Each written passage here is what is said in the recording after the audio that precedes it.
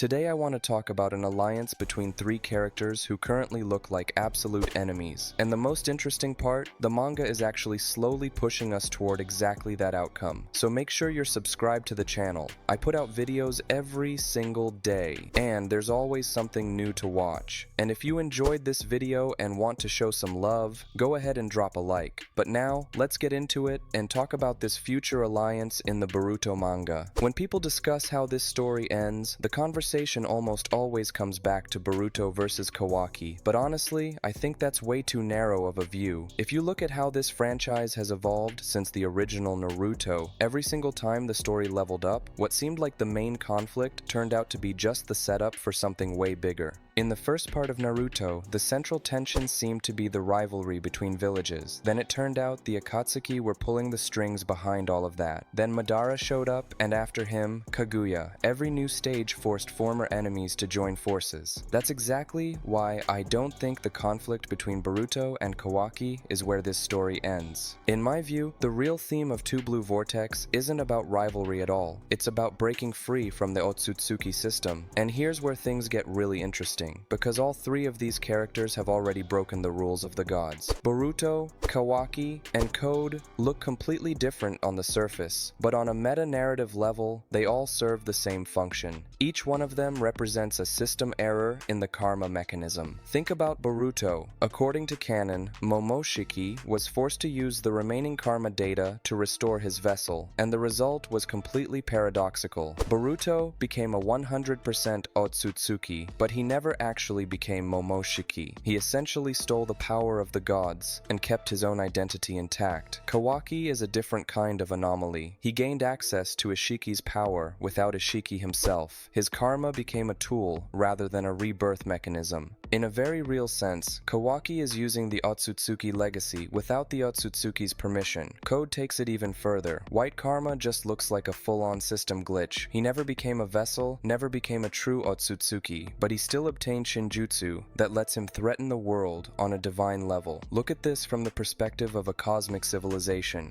To the Otsutsuki Main Family, all three of them are defects and threats. That's exactly why I think their alliance makes way more logical sense than them ultimately destroying each other. If we assume the main family actually exists, the whole situation becomes incredibly interesting. We've already gotten hints of a higher power structure within the clan. Urashiki talked about monitoring Earth, and in the Otsutsuki dimension, we saw those mysterious thrones. Even the clan's hierarchy and their evolution mechanic hints that there's some kind of central command. So what happens when that force finally shows up? I think the local conflicts will become completely irrelevant, literally within just a few chapters. In the eyes of a cosmic authority, all three of them will be equally guilty and equally dangerous. And this actually reminds me of something really important from Naruto. During the Fourth Great Ninja War, a massive number of characters united, not because they suddenly started loving each other. They united because an enemy appeared that threatened everyone's existence at the same time. I think the manga is slowly setting up a very similar scenario. Code could end up being the most unexpected ally of all, and honestly, the manga is already starting to hint at exactly that. I know a lot of people aren't going to love this idea. Code has been positioned as the main antagonist for a long time. But if you look closely at his journey, it really feels like the writers are deliberately dismantling his old role. Every defeat Code suffers feels humiliating. He's been beaten over and over again. If anything, it looks a whole lot like the setup for a serious transformation. Code built his entire identity around his devotion to Isshiki. But what happens if he finds out that a huge part of that belief was the result of Amato's manipulation? What if everything he thought he was meant to be turns out to have been a lie? For a character like Code, that's not just a plot twist. That's the complete collapse of his inner world. And it's exactly those kinds of moments of crisis that so often push former enemies in a completely new direction. Let's take a look at the philosophical side of all this. Boruto represents a kind of power that held on to its humanity. Despite Momoshiki's influence, he keeps choosing to protect the people around him. His journey is remarkably similar to Naruto's core idea that true strength is born through connection. Kawaki represents the opposite approach. He also wants to protect the people he cares about, but he's willing to sacrifice other people's freedom to do it, and even his own. His love is slowly turning into an obsession with control.